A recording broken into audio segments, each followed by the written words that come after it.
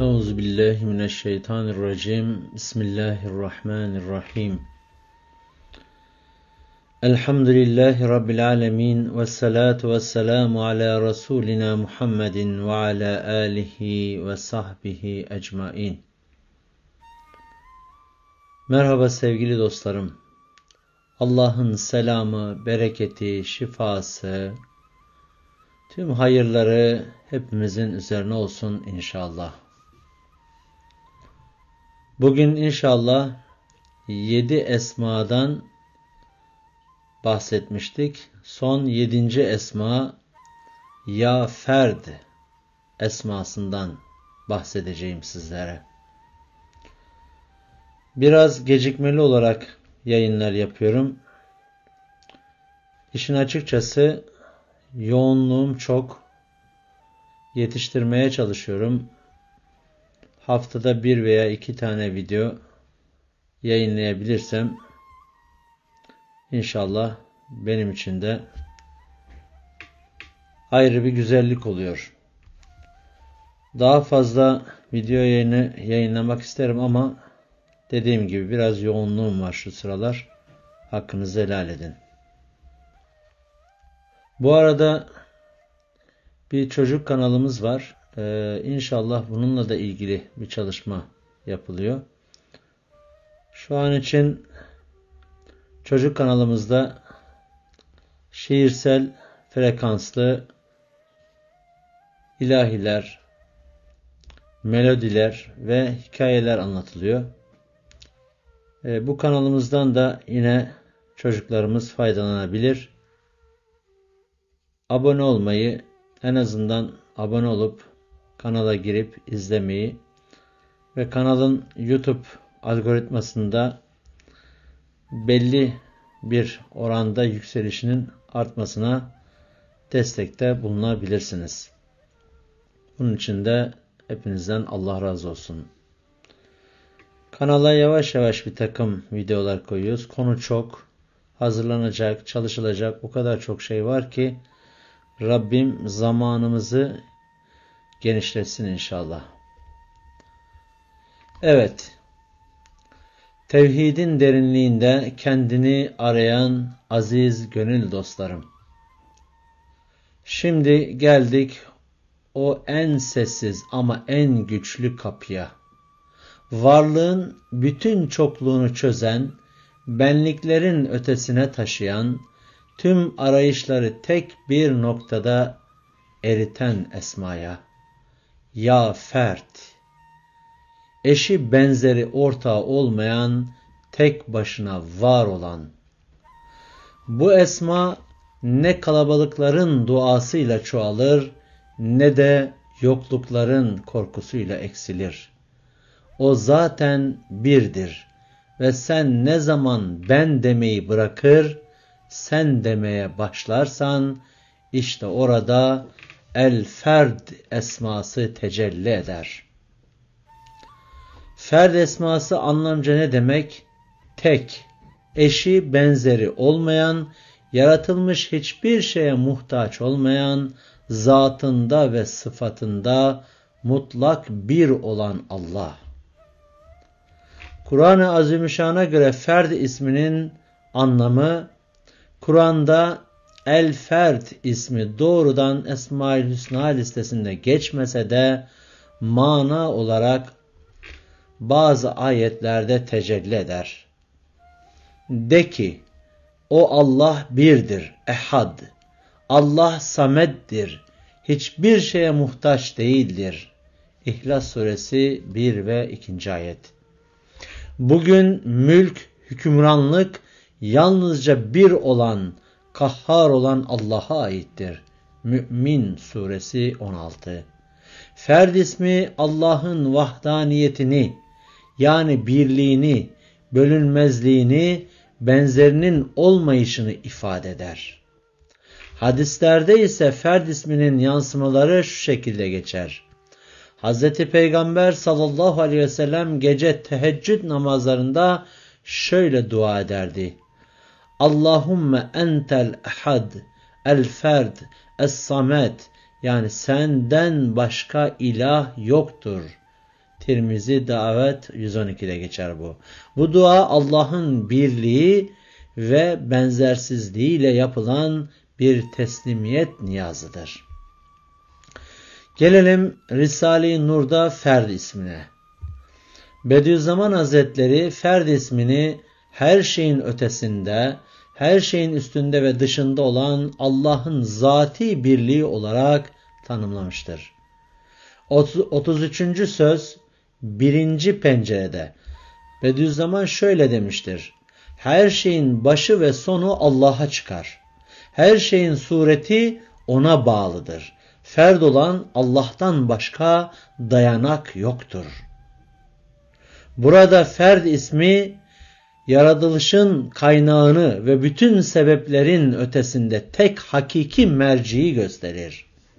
Varlığın başı, ibda diyoruz biz buna, eşittir yaratılışın başlangıcı. Varlığın sonu mead, yani dönüş. Varlığın devamı beka, hep Ferd ismine dayanır. 30. lem'a Esma-ül Hüsna Risalesinde Ferd isminin derinliğinde ise Üstad şöyle tarif etmiştir: ferdiyet, ehadiyetin bir noktayı azamıdır. Yani Allah'ın Ehad ismi her bir şeyde onun birliğini gösterirken Ferd ismi bunun en uç, en saf noktasıdır. Ehad her şeyde Allah'ın birliğini gösterir.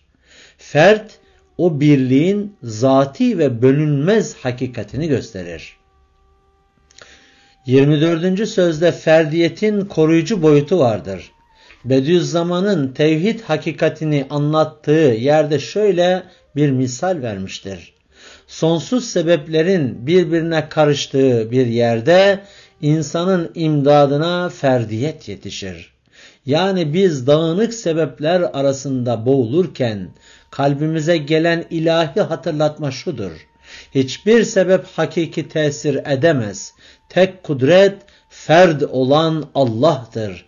Bu kulun hem imanını hem huzurunu koruyan bir kalkandır. 22. sözde ise ferdiyet ve insanın kalbinden bahseder. Bediüzzaman kalbin mertebelerinden bahsederken şöyle işaret eder, Allah ondan razı olsun: kalbin en derin noktasında Rabbani bir latife vardır ki doğrudan doğruya Ferd-i Samet ile münasebettardır. Demek ki insan kalbinin en öz noktası ancak ferd olan Allah'a yönelerek sükunet bulur. İnsanın dağınık düşünceleri, parçalanmış arzuları, çatışan duyguları hep bu ferdiyet tecellisiyle toplanır. Fert ve kozmik düzen. Kainat bir bakıma çok sesli bir orkestraya benzer. Her şey ayrı ayrı bir ses çıkarır.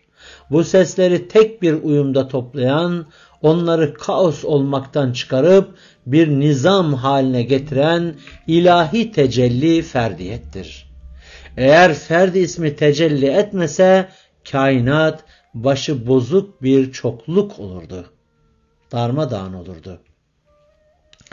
Şimdi bu arada yine bir hatırlatma yapayım.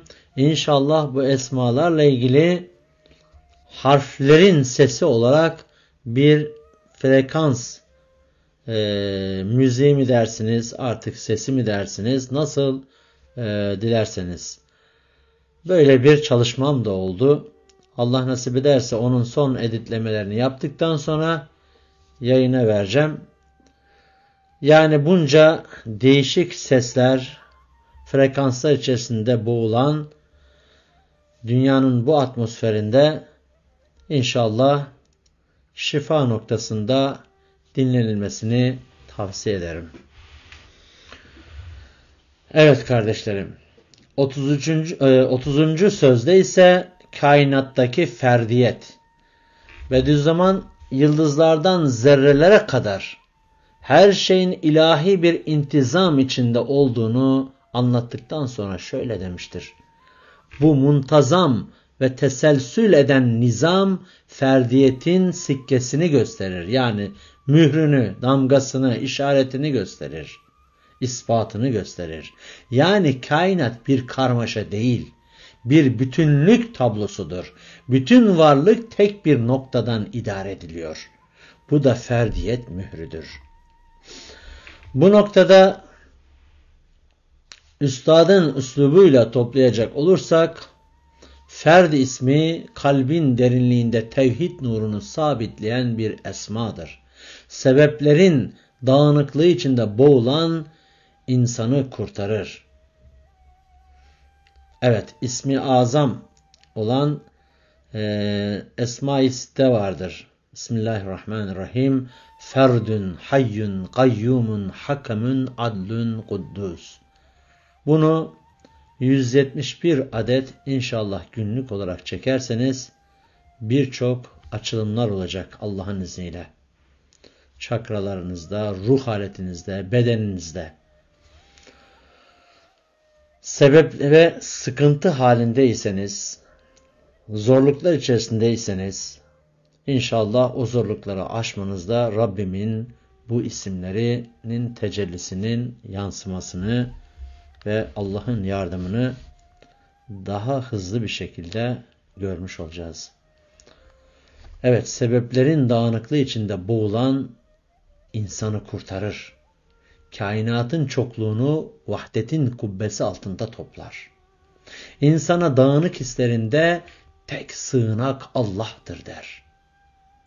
Üstadın üslubuyla zikir boyutundan bahsedersek, biraz önce bahsettiğim gibi ferd ismini zikreden Allah'ın eşsizliğini kalbinde derinleştirir. Tasavvufta ya ferd zikri insanın kalbini birliğe, sükunete ve iç istikrara götüren bir ilaç gibidir. Çünkü kul dağınıklığını ancak tek ve ferd olan zata yönelmekle toplayabilir. Evet kardeşlerim, neticeyi kelam olarak Risale-i Nur'da ferd ismi zati birlik mührüdür. Her şey ona dayanır. Her şey ondan gelir hakikatini insana hatırlatır. İnsanın imanında sarsılmaz bir dayanak noktası olur. Gelelim Muhiddin İbni Arabi radıyallahu anh hazretlerine göre ferd isminin yorumuna bakalım. İbn Arabi Kadasallahu sırrahu ferd ismini Allah'ın hiçbir surete, forma, sınıra girmeyen mutlak birliği olarak tanımlar. Tanımların hepsi zaten aynı olmalı, aynı olacak. O ferttir. Kendinden başka hiçbir şeye benzemez. Onun ferdiyeti kulun içindeki yalnızca Allah yeter idrakinde çalışır. Ferd ismiyle zikir eden kişi her şeyden soyunur. Kendi benliğini bırakır. Kalabalıkların arasında bile yalnız Allah'la olur. Ferd olan Allah'ı bulan kişi artık kimseyi aramaz. Bunları açacak olursak, birincisi ferdiyet, yani mutlak teklik. İbn Arabi'ye göre ferd ismi Allah'ın hiçbir kayda, surete, sınır veya benzetmeye girmeyen mutlak birliğini ifade eder.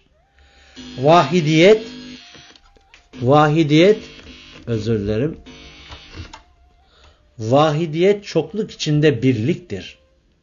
Ehadiyet bir varlıkta onun birliğinin tecellisidir. Ferdiyet ise bütün bunların ötesinde sadece zata ait olan, hiçbir şekilde taksim edilemeyen teklik hakikatidir. Hakkınızı verin. Ufak bir arıza oldu sistemimde. Ancak toparlıyorum çünkü bunları da daha iyi size bilgiler aktarabilmek adına imkanlarım dahilinde. Tabi bu tür arızalar benim dersi olan adaptemi bozabiliyor. Hakkınızı edin. Çünkü derse hazırlanırken, sizlere anlatırken onu bizatihi yaşayarak anlatmak istiyorum. Bu yüzden bir an için rahatsızlık verdiysem hakkınızı helal edin. Evet kardeşlerim. Ferdiyet mutlak teklik. Ferd olan Allah'ın ferdiyeti. Hiçbir çoklukla parçalanamaz. Hiçbir birlikle ortaklık taşımaz. Bu Fütuhat-ı Mekke'de geçer. Kulun içindeki ferdiyet ise İbn Arabi'ye göre insandaki yolculuğu şöyle özetler. İnsan benliği, şekiller, sıfatlar, toplumsal kimlikler, düşünceler ve duygularla kalabalık bir dünya gibidir. Kul ya fert zikrine yöneldiğinde bu kalabalığın perdesi kalkar. İçte tek bir hakikat belirir. Hasbiyallah, hasbinallahu ve nimel vekil. Allah bana yeter. O ne güzel vekildir. Bu idrak kalpte yalnızca Allah yeter makamıdır. Ferdiyetin tasavvufi boyutuna baktığımızda her şeyden soyunursun. Dünyanın şekilleri, süsleri, geçici izleri gözünden düşer. Benliğini bırakırsın. Ben iddiası erir. Kul Allah'ın ferdiyeti karşısında kendi hiçliğini idrak eder. Kalabalıkta yalnız kalırsın. İnsanlar arasında cemiyetin içinde olsa bile içi sadece Allah ile doludur. Ferd olan Allah'ı bulan artık kimseyi aramaz. Çünkü o bütün arananların kaynağıdır kardeşlerim.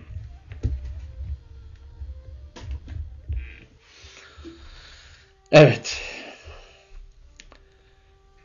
Yine ferdiyet ve fena. İbn Arabi ferd ismini aynı zamanda fena ve beka mertebeleriyle ilişkilendirir. Kul ferd ismiyle Allah'a yönelirse bütün varlık suretleri erir ve fena bulur. Sonra sadece Allah'ın varlığıyla kaim olur, bu sefer beka olur, sonsuzluğa gider.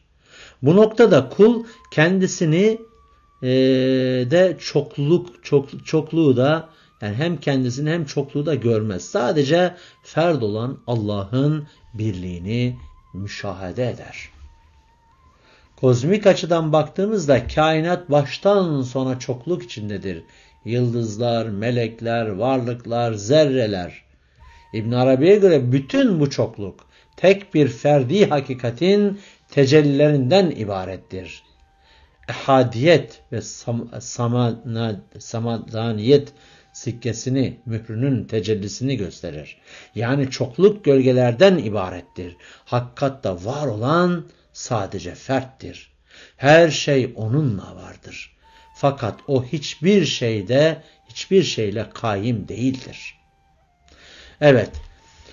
Son olarak İbn Arabi Hazretleri'nin nazarında ferd ismi kulun bütün suretlerden soyunarak Allah'ın mutlak tekliğinde huzur bulmasıdır. Risale-i Nur'da bu isim daha çok dağınıklığı birleştiren bir teklik gibi anlatılırken İbn Arabi'de ise hiçbir şeyin sığdıramadığı sadece zata ait birlik olarak ele alınır. Tasavvufi açıdan baktığımızda ferd ismine tasavvuf ehli için ferd ismi seyr-i sulukun son menzilidir. Fena fillah'tan beka billaha geçiş kapısıdır. Derviş bu ismi zikrettikçe benlik çözülür, kalabalıklar dağılır, sadece o kalır. Ya fert diyen kendini terk eder, Allah'ı bulur ve sonunda ben yokum, sadece sen varsın diyerek birlik deryasında yok olur. Ledünni ilimde ise ferd ismi ruhun Allah'la arasındaki tüm perdeleri kaldıran nihai teklik enerjisidir. Ledünni ilimde ferd ismi enerji, teklik enerjisi dediğimizde ledün yolcuları için ferd ismi bütün suretlerin, zamanın ve mekanın ötesinde. Zaman, mekan yok artık. Allah'ın mutlak birliğine açılan son kapıdır. Bu isimle zikir, ruhu perdeleyen nefsi gölgeleri bir bir kaldırır. Sonunda kul ben ve o ayrımından sıyrılır, sadece o kalır. Artık ne dün vardır ne yarın, sadece o an ve odur. Evet, bütün dualar aslında farklı kelimelerle tek bir hakikati arar. Allah'ın yakınlığını. Ferd ismi bu arayışı özüne indirir. Kulun duası söze muhtaç olmadan kalpten Allah'a yükselir. Yani ya ferd zikri bütün duaların adeta öz suyu gibidir. Ve zikirlerin nihayetinde diğer esmalar farklı kapıları açar. Şifa, rızık, rahmet, hikmet. Fakat ferd ismi bütün bu tecellileri kuşatıp nihai teklik nuruna ulaştırır inşallah. Bu noktada zikrin gayesi çokluktan kurtulmak değil, çokluk diye bir şeyin aslında olmadığını idrak etmektir. Ve varlığın dönüş noktası. Ruh ezelde Allah'tan gelmiştir. Ebedde yine ona dönecektir. İşte bu dönüşün sırrı Ferd isminde gizlidir. Çünkü Ferd isimli zikir kulun yolculuğunu aslına rücu ettirir. Başlangıç ve son aynı noktada birleşir. Evet kardeşlerim, ledün ilmine göre ya ferd zikrinde kul, ruhi deneyim boyutu açısından geçmiş ve gelecek yüklerinden kurtulur. Zaman algısı erir. Ruh anı daimiye açılır. Anı yaşar. Yani Allah'la sürekli beraber oluş haline girer. Bu hal İbn Arabi'nin dediği gibi o ferdiyeti bulan kişi artık kimseyi aramaz. Makamıyla aynı çizgide buluşur. Ferd ismi ledün ilminde kalbin nihai saflaşması, ruhun aslına dönüş anahtarı, zikirlerin ve duaların adeta son durağı gibidir. Bir başka deyişle bu isim kulun ondan gayrısını tamamen silip sadece Allah'la kalmasıdır. La mevcuda illa hu. Evet. Gelelim havasi açıdan ferd esmasını incelediğimizde ferd esmasının zikir adedi 1001'dir ya da 111 defa çekebilirsiniz. Vakti seher vakti yalnızlık saatlerindedir. Kullanım alanı açısından baktığımızda derin bir teslimiyet, yalnızlık korkusunun çözülmesi, benlik terkleri. Evet. Yine simya ilmi açısından taş uyumuna baktığımızda mor ametist taşı, içsel huzuru, kozmik yalnızlık, yüksek bilinç frekanslarını taşır. Ve frekansı 963 Hz'dir. Kozmik farkındalık, ilahi bağlantı. Bununla ilgili gerek ferd ismiyle gerek diğer isimlerle ilgili kısa bazı frekans sesleri hazırladım. İnşallah bunları sırası ile tek bir videoda yayınlamış olacağız. Evet. Ve taç çakra, yani çakra tepe çakrasıdır bu. Bunun etkisi varlıkla bütünleşme, ego çözülmesi, ruhsal yalnızlıkta ilahi birliktir. Ferd ismi 963 Hz frekansı ile birleştiğinde ruh Allah'tan başka sığınak istememeye başlar.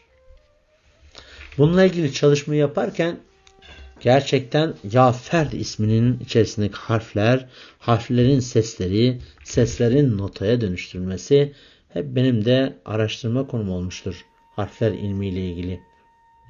Muhyiddin İbn Arabi Hazretleri'nin harfler ilmiyle ilgili bir kitabı var. Gerçi bunların hepsi Fütuhat-ı Mekke'de geçer. Çok enteresandır. Harflerin halleri vardır kardeşlerim. Sizin isimlerinizde bile o harflerin halleri vardır. Bütün hayatınızda bunların ayrı frekansları vardır. Bu frekansları notaya dönüştürme. Çünkü notalarda Rabbimizin yarattığı ses frekanslarıdır. Şu an konuşmalarımız dahi bir nota üzerine, bir düzen üzerine bu sesler oluşuyor. Sesin şifası nedir? Hayır babında konuştuğun zaman etrafa hayır, müsbet manada konuştuğun zaman olumlu, pozitif frekanslar yayılıyor değil mi? Efendimiz Aleyhisselam'ın ya hayır konuş ya sus hadisine baktığımızda buradaki derin hikmet aslında bunu gösteriyor. Hayır konuş ki sana da o hayırlar ulaşsın. Başka yerlerde konuşulan hayırlar. Bir insan bir beddua ettiğinde, kötü bir söz konuştuğunda bölgesindeki her şeyin enerjisini adeta böyle negatif hale çevirir. Bitirir orayı yani. O yüzden hiçbir zaman kötü söz konuşmayalım. Buna dikkat etmemiz lazım. Ferd ismiyle günlük dediğimiz gibi 111 defa ya Ferd, niyetimiz ise ey Ferd olan Rabbim, içimdeki çokluğu seninle birleştir. Beni yalnız bırakma. Beni sadece sana ulaştır. Evet. Günümüz açısından yorumlayacak olursak son olarak inşallah dersimizin sonuna geliyoruz. Allah nasip ederse tamamlayacağım çünkü uzuyor ders. Yani birincisi kalabalıkların ortasında yalnızca Allah'a ait olmak. Yalnız bir çağda ferdiyet ismi. Bugünün en büyük çelişkisi insanlar hiç bu kadar birlikte görünmemişti. Ama hiç bu kadar da yalnız da olmamıştı. Herkes online ama kimse gerçekten bağlantılı değil. Birbiriyle yakınlık içerisinde değil. Herkes konuşuyor ama kimse dinlemiyor. Herkes bir gruba ait ama kimse kendine ait değil. Ve insan yorgun. İşte burada ya Ferd demek, ey Rabbim, her şeyle bağımı koparsam da seninle kalayım demektir. Çünkü bu çağda insan her şeyi buldu ama kendini ve Allah'ı unuttu. İkincisi kimlik krizi. Yani rol bunalımı ve yalnızlıktan korkmak. Modern insan kim olduğunu bilmiyor. Evin bir rolü var. İşte başka. Sosyal medyada bambaşka. Ve bu parçalanmış benlik ruhsal çöküntüye dönüşüyor.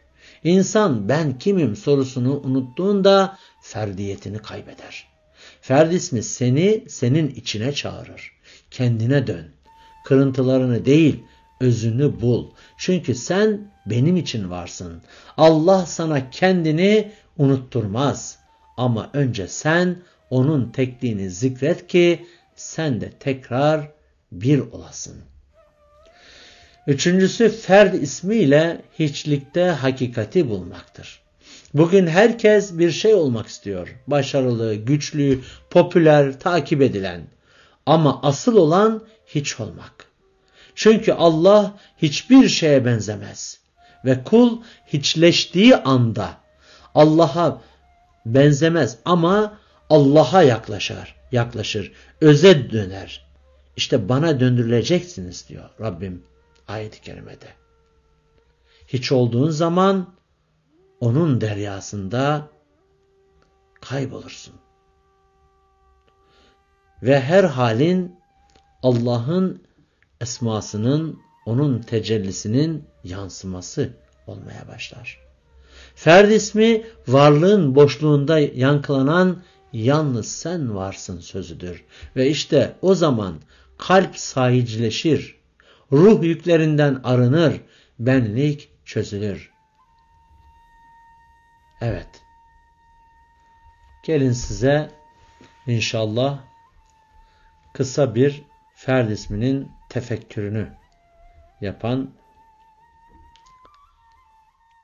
bir mısra, bir kıta inşallah söyleyeyim. Ey kulum, herkes seni unuttuğunda ben sana en çok yaklaşırım.